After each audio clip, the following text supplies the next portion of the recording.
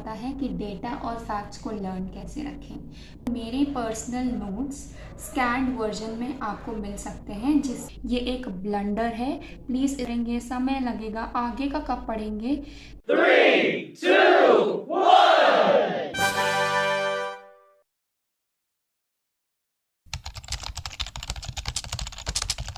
तो कैसा होगा जब आपको एग्ज़ाम पैटर्न भी पता है, सिलेबस भी पता है, कैसे तैयारी करना है ये भी पता है, और अपने ऊपर भरोसा भी है कि मैं ये कर सकता हूँ। बस प्रॉब्लम है तो वो सिर्फ एक प्रॉब्लम है कि ये नहीं पता है कि डेटा और फैक्ट्स को लर्न कैसे रखें। पता भी है तो वो हमें याद रहते ही नहीं हैं। हम एक बार पढ़ते हैं और अगले दिन हम उन्हें जैसे ही कुछ और पढ़ते हैं भूल जाते हैं। तो उसी प्रॉब्लम का सल्यूशन मैं आपके पास आज लाई हूँ। मेरे स्टडी ब्लॉग्स पे पिछले कुछ दिनों से ये कमेंट रिपीटेडली आ रहा है कि आप पीसीएस की तैयारी कर रही हैं, आप ये बताइए कि आपको इतने सारे फैक्ट्स याद कैसे रहते हैं या आप इनको याद करने की कोशिश कैसे कर रहे हो। हमें पता है कि क्या पढ़ना है, कैसे पढ़ना है, बट ये जो फैक्ट्स हैं, ये जो डेट्स हैं, ये जो क्रोनोलॉजी है, ये हमें याद ही नहीं रहती है। तो उसी के लिए आज मैं आपके साथ कुछ 4 से 5 पॉइंट शेयर करूंगी कि किस तरीके से आप डेटा, फैक्ट्स, इन सबको अपने दिमाग में एक लॉन्गर पीरियड ऑफ टाइम के लिए रख सकते हैं। तो चलिए बढ़ते हैं उन पॉइंट्स की तरफ जो इसमें आपकी मदद करेंगे, और वीडियो को लास्ट तक ज़रूर देखिएगा क्योंकि लास्ट में मैंने एक ऐसी अपॉर्चुनिटी आपके पास लाई है जिसमें आपको मेरे पर्सनल नोट्स स्कैन्ड वर्जन में आपको मिल सकते हैं, जिससे कि आप बहुत ही क्विक रिवीजन कर पाएंगे डेटा और फैक्ट्स के। और वो नॉर्मल नोट्स नहीं है, वो होंगे फ्लो चार्ट फॉर्मेट में। तो आप वीडियो को एंड तक ज़रूर देखिएगा। तो चलिए बढ़ते हैं अब पहले पॉइंट की तरफ।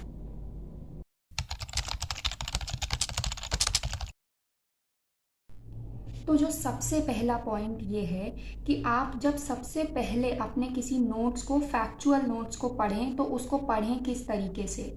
आप किसी भी एग्ज़ाम की तैयारी कर रहे हों, आप जीएस पढ़ते होंगे, मॉडर्न हिस्ट्री पढ़ते होंगे। उस मॉडर्न हिस्ट्री में 1857 का रिवोल्ट सबको ही पढ़ता है, ऐसा कोई भी एग्ज़ाम नहीं है जिसमें इससे क्वेश्चन नहीं आता है। तो अब उसका क्या करना है, उससे रिलेटेड बहुत सारी डेट्स हैं, 5 से 6 डेट्स हैं जो आपको याद करनी ही पड़ेंगी। पीसीएस में उनका रिपीटेड क्वेश्चन आता है, यूपीएससी में अभी तक नहीं आया है। किसी दिन आ जाए तो आपके पास पछताने के अलावा कोई ऑप्शन नहीं होगा, तो बेटर है कि आप उसको याद कर लें। कौन सी 5 से 6 डेट हैं? वो डेट्स हैं मार्च के महीने की, अप्रैल के महीने की और मई के महीने की। 1857 में 3 महीने आपको पता चल गए कि मार्च की है, अप्रैल की है और मई की है। ठीक है, मार्च की आपको सिर्फ एक डेट याद करनी है, 29 मार्च। अप्रैल की 2 डेट्स याद करनी है। कौन सी 2 डेट्स? 8 अप्रैल और 24 अप्रैल। फिर मई की 3 डेट्स याद करनी है, 9 में, 9th में, 10th में, 12th में। तो आपको 3 महीने पता चले। पहला महीना है मार्च, 1 डेट। दूसरा महीना है अप्रैल, उसमें 2 डेट्स। तीसरा महीना है मई, उसमें 3 डेट्स। शॉर्ट वे है, आपके दिमाग में अभी ही बैठ गया होगा कि 3 महीने हैं, पहले महीने में 1 दिन, दूसरे महीने में 2 दिन, तीसरे महीने में 3 दिन। पहले तो डेट्स तो आपको याद हो गई कि मार्च में 1 है, अप्रैल में 2 है, मई में 3 है। अब इन डेट्स को हुआ क्या? मार्च में सिर्फ मंगल पांडे जी ने 29 मार्च को मना किया कि कार्ट्रिज यूज़ नहीं करेंगे। ठीक, उसके बाद अब अप्रैल की डेट्स आ जाएंगी, 2 डेट्स, 8 अप्रैल, 24 अप्रैल। 8 अप्रैल को यूरोपियन ऑफिसर्स ने रिएक्ट किया और मंगल पांडे जी को फांसी दे दी। ठीक, फिर उसके बाद 24 अप्रैल को क्या हुआ? उनके साथी जो थे मंगल पांडे जी के, उन साथियों ने, मतलब सोल्जर्स ने, उन्होंने भी कार्ट्रिज यूज़ करने से मना कर दिया। मार्च की डेट हो गई, अप्रैल की दोनों डेट्स हो गई। अब बची मई की 3 डेट्स। उसमें क्या हुआ था? पहली जो मई की डेट है 9th में, उस दिन उन जो सोल्जर्स ने मना किया था उन सारे सोल्जर्स को लाइफ इम्प्रिजनमेंट दे दिया गया 9th मई को। जैसे ही 9th मई को लाइफ इम्प्रिजनमेंट उनको दिया गया, 10th मई को तुरंत ही उन्होंने रिवोल्ट डिक्लेयर कर दिया और वो दिल्ली की तरफ चल पड़े। 10th मई के बाद 12th मई को वो दिल्ली पहुंचे और उन्होंने बहादुर शाह जफर को अपना लीडर डिक्लेयर कर दिया। याद हो गई? मार्च की 1 डेट मंगल पांडे जी ने मना कर दिया यूज़ करने को। अप्रैल की 2 डेट्स जिसमें मंगल पांडे जी को फांसी दी और फिर दूसरी डेट को उन्होंने साथियों ने मना कर दिया। फिर मई की 3 डेट्स, पहली डेट में सारे साथियों को लाइफ इम्प्रिजनमेंट दिया गया, दूसरे दिन वो दिल्ली चल पड़े, तीसरे दिन बहादुर शाह जफर को अपना लीडर घोषित कर दिया। तो ये 6 डेट्स आपको एक कहानी के फॉर्मेट में आपने पढ़ा और आपके दिमाग में ये याद हो गई। सोचिए, डेट्स एक बहुत टफ चीज़ होती है, अगर आप उसको स्टोरी की तरह पढ़ेंगे आपको वो याद हो जाएंगी, और जैसे ही याद हो जाएंगी आप जानते हैं कि कितने डेट्स के क्वेश्चन पीसीएस लेवल के एग्जाम्स में आते हैं और वो आपको कितना हेल्प करेंगे, एसएससी लेवल के एग्जाम्स में भी आते हैं। तो इस तरीके से पहला पॉइंट जो मैं बताना चाह रही हूँ वो ये है कि आप जब भी कुछ पढ़िए तो उसको समझ के कहानी की तरह बना के पढ़िए। रॉट लर्निंग मत करिए कि बस पढ़ते जा रहे हैं, हिल हिल के 29 मार्च को ये हुआ, फिर 24 अप्रैल को, फिर ऐसे मत करिए। आप उसको एक कहानी की तरह बनाइए, दिमाग में समझिए, स्टोरी फॉर्म करिए, क्या हो रहा होगा उस टाइम पे, और उस तरीके से पढ़िए। अब बढ़ते हैं सेकेंड पॉइंट की तरफ।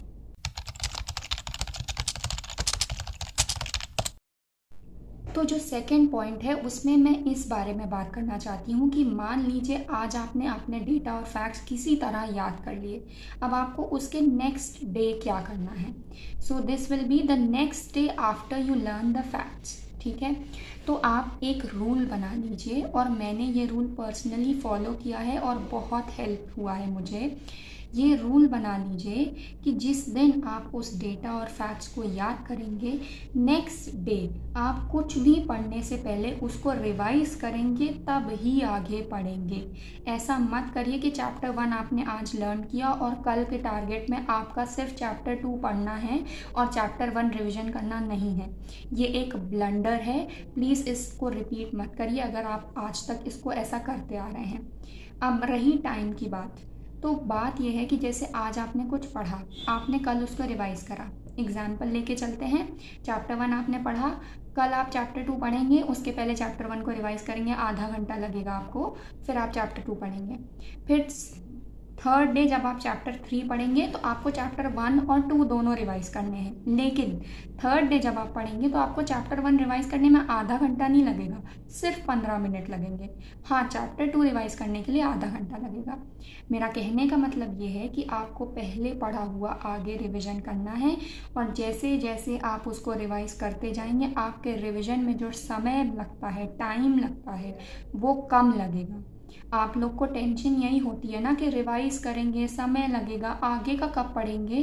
तो जब आप रेगुलर किसी चीज़ को रिवाइज करते हैं तो उसके रिवीजन में समय नहीं लगता है। तो ये ब्लंडर रिपीट मत करिए, जो पहले पढ़िए दूसरे दिन उसको पहले रिवाइज करिए, फिर आगे का पढ़िए।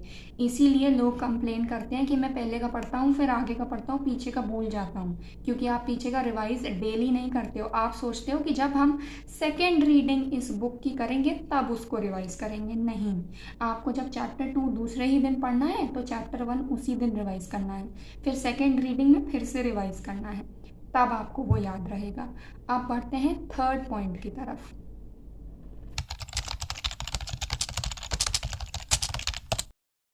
तो अभी तक तो हमने करी है सिर्फ पढ़ने की बात, अब करते हैं लिखने की बात। देखिए, जब भी आप कुछ पढ़ते हो आप उसका नोट्स बनाते हो, हर कोई बनाता है। कुछ लोग एक ब्लंडर ये करते हैं कि वो उस नोट्स में पूरी किताब छाप देते हैं, पूरा थ्योरी लिख रहे होते हैं, एक एक पूरा पैराग्राफ लिख रहे होते हैं, और उस पैराग्राफ से रिवीजन नहीं होता है। रिवीजन के लिए आपको शॉर्ट नोट्स, फ्लो चार्ट वाले नोट्स बनाने होते हैं, चाहे वो कोई भी सब्जेक्ट हो, कितना भी थ्योरेटिकल सब्जेक्ट हो। आप मानिए मेरा ऑप्शनल है political science and international relations, उसके भी मैंने फ्लो चार्ट्स बना रखे हैं, वो एक थ्योरेटिकल सब्जेक्ट है। तो फैक्ट्स के तो आपको बनाने ही बनाने चाहिए।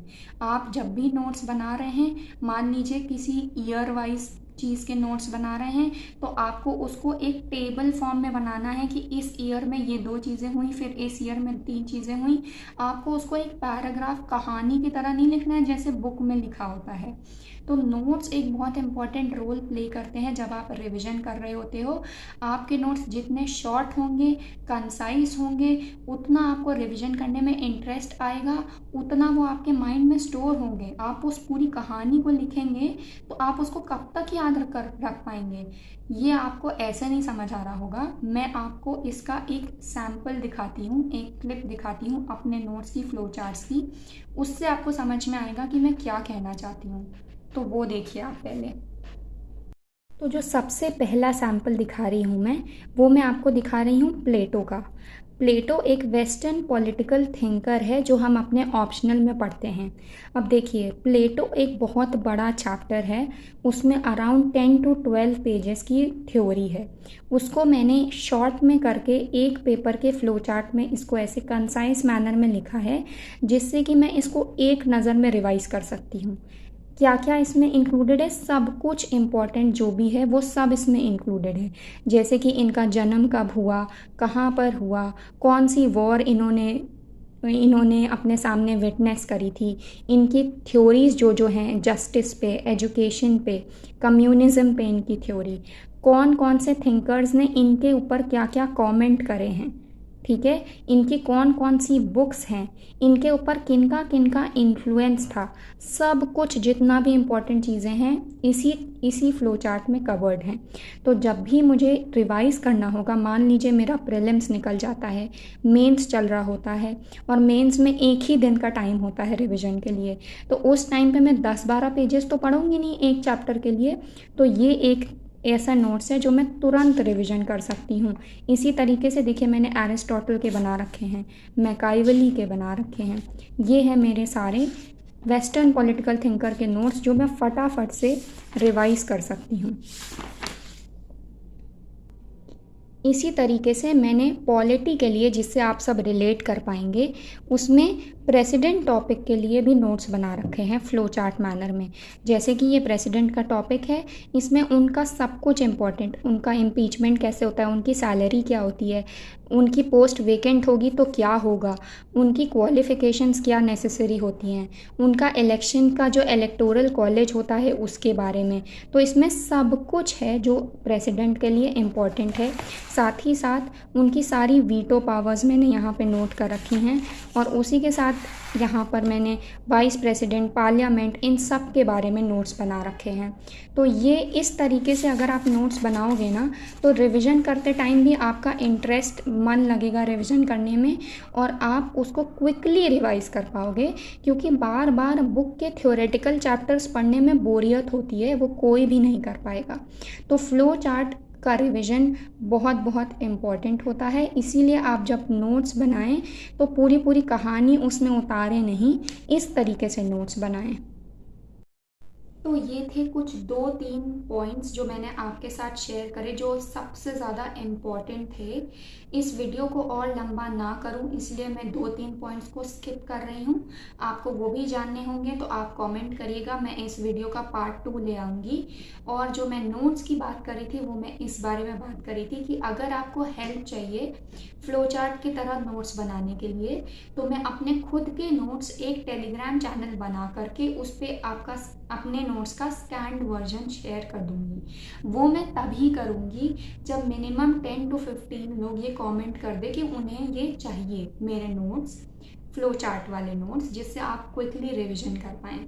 नहीं चाहिए तो जैसा कि मैंने दिखाया है इस वीडियो में, क्लिप में, आप उसी तरीके से अपने खुद से बनाएं। देखिए, आप खुद से बनाएं वो ज़्यादा बेटर है मेरे लेने से, लेकिन अगर आपको हेल्प के लिए चाहिए तो मैं ज़रूर शेयर कर दूंगी। मेरे पास 2-3 कमेंट भी आए थे कि मैं पैसे देने को तैयार हूँ, आप अपने नोट्स दे दो। नहीं, मुझे पैसे नहीं चाहिए, वो मैं फ्री में डाल दूँगी अगर आपको हेल्प चाहिए तो।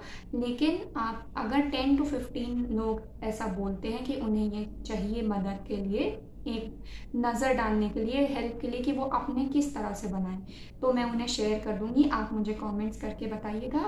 और भी कोई पर्टिकुलर टॉपिक है जिसमें आपको काफ़ी प्रॉब्लम हो रही है, तो उस पर मैं अपना व्यू पॉइंट आपके साथ शेयर करूंगी अलग से वीडियो बनाकर।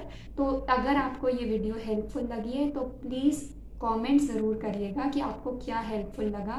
चैनल को सब्सक्राइब नहीं किया है तो प्लीज़ सब्सक्राइब भी कर दीजिएगा। Thank you for watching. जय श्री सीताराम।